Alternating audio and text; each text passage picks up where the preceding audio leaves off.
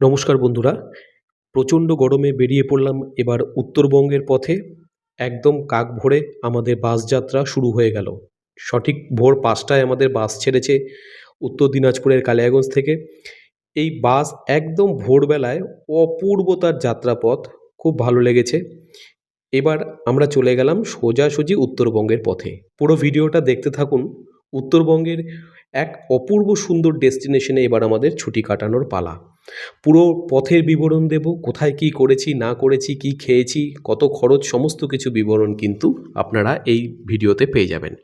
দুদিকে চা বাগান কাটিয়ে চলে এসেছি, এবার শিলিগুড়িতে এসেই কিন্তু জ্যামে পড়ে গেছি। তা যাই হোক, জ্যাম কাটিয়ে আমরা বেরিয়ে গেলাম। এটা তৃতীয় মহানন্দা সেতু। এটা আমরা পেরিয়ে এবার চলেছি সেবকের পথে। অপূর্ব যাত্রা, এবং এই ব্রিজটাতে যতবার পেরোই ততবারই কিন্তু আমি মনে হয় যেন একদম পাহাড়ের স্বর্গরাজ্যে চলে এসেছি। যদিও এখান থেকে অনেকটাই দূর। দুপাশের অপরূপ শোভা। সেবক পথে চলেছি আমরা।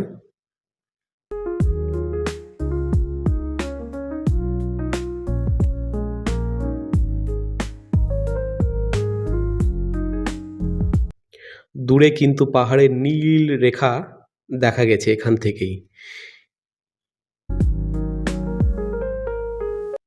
আমরা সেবক রোড ধরে শালুগড়ার পথে। এর কিছু দূর পরেই কিন্তু পড়বে বেঙ্গল সাফারি। অপূর্ব একটা জায়গা। একবার এই বেঙ্গল সাফারির কিন্তু পুরো ভিডিও আপনাদের সামনে তুলে ধরবো অবশ্যই।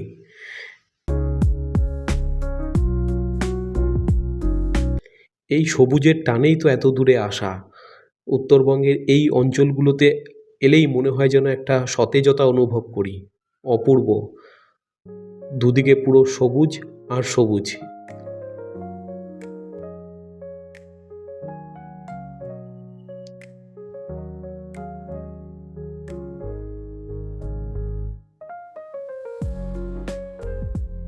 আমরা এবার প্রবেশ করতে চলেছি সেবক ফরেস্টে।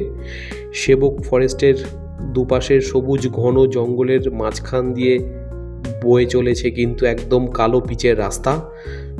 হ্যাঁ, রাস্তাটা কন্ডিশন কিন্তু এখন এই মুহূর্তে যথেষ্টই ভালো। প্রচুর গাড়ির আনাগোনা। এটাই কিন্তু আমাদের সিকিম যাওয়ার প্রধান পথ।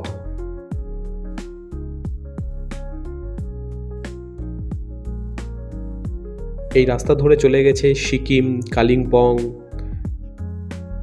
নামচি, রাবাংলা, যত আছে সিকিমের ভালো ভালো ট্যুরিস্ট স্পটগুলো। এটাই কিন্তু সিকিমের সাথে সংযোগ স্থাপন করেছে। এইভাবে স্কুটিতে কিন্তু সপরিবারে যাওয়ার মজাটাই আলাদা। অপূর্ব লাগে সত্যি। এই যে পাশেই দেখতে পাচ্ছেন, এটা কিন্তু এলিফ্যান্ট জোন, মানে ঠিক এই জায়গাটা দিয়ে কিন্তু হাতি পেরোয়।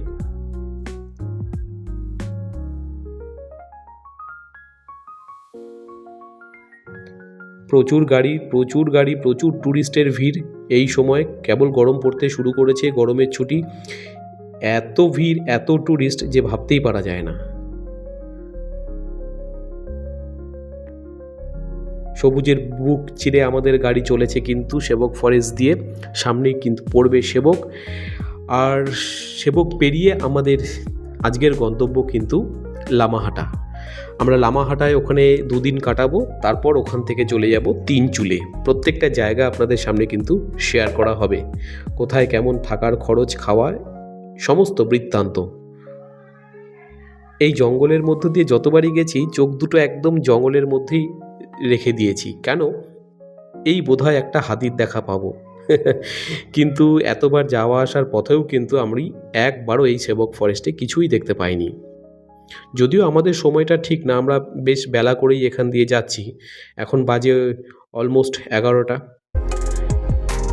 এই সেবক পেট্রোল পাম্প হাতের ডান দিকেই। এই পেট্রোল পাম্পটা পেরিয়েই যে ব্রিজটা পড়বে সেবক খোলা, আমার তো অপূর্ব লাগে এই জায়গাটা। মনে হয় যেন এটা হচ্ছে গেটওয়ে অফ আমাদের পাহাড়। একদম এটাই পাহাড়ের প্রবেশপথ বলে মনে হয়। শিবখোলা। নিচে কিন্তু যে নদীটা গেছে এটা হচ্ছে তিস্তাখোলা।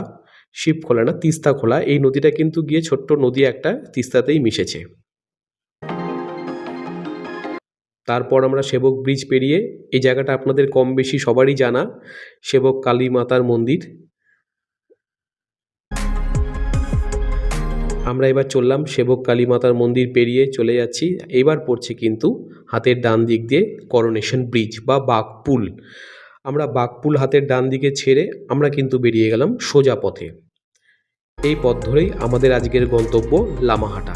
রাস্তায় কি কি দেখতে পাবো সেগুলোও কিন্তু অবশ্যই আপনাদের শেয়ার করব। তিস্তা ব্যারেজও আছে হাতের ডান দিকে, আমরা দেখতেও পাচ্ছি তিস্তা ব্যারেজ।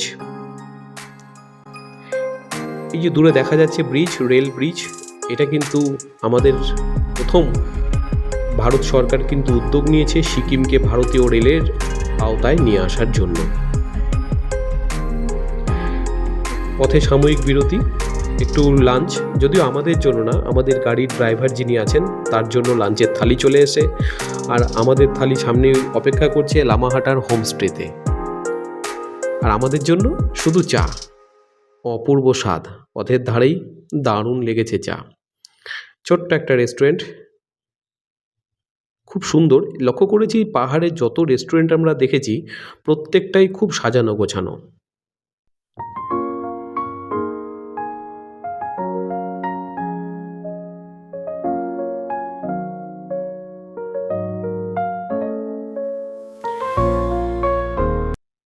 এই ব্রিজ পেরিয়ে চললো আমাদের গাড়ি।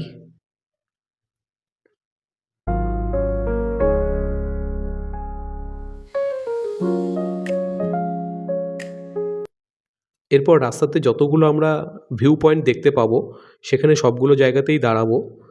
তারপর আমরা পৌঁছবো আজকের ডেস্টিনেশন লামাহাটা।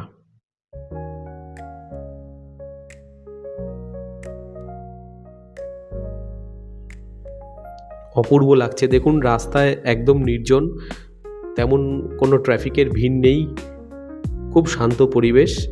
এটা একটা বিশেষ জায়গা, লাভার্স পয়েন্ট বলে এটাকে, যেখানে তিস্তা রঙ্গিত দুটোই একসাথে মিলেছে। এবং এখানে বেশ কয়েক বছর আগে কিন্তু এখানে একটা পয়েন্ট ছিল ত্রিবেণী সঙ্গম, কিন্তু প্রবল বন্যায় সেটা আর নেই, পুরো ধুয়ে মুছে একদম প্রকৃতিতে আবার বিলীন হয়ে গেছে।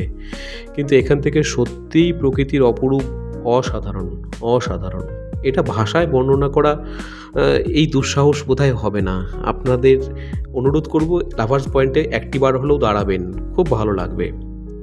লাভার্স পয়েন্টকে ছেড়ে আমাদের গাড়ি এগিয়ে চললো পেশকের পথে। এইবার কিন্তু রাস্তায় মেঘের আনাগোনা, সত্যি দোকান বন্ধ হয়ে আসছিল, আর গাড়িতে কিন্তু একটু একটু করে ঠান্ডার অনুভূতি এখান থেকেই অনুভব হওয়া শুরু হয়েছিল।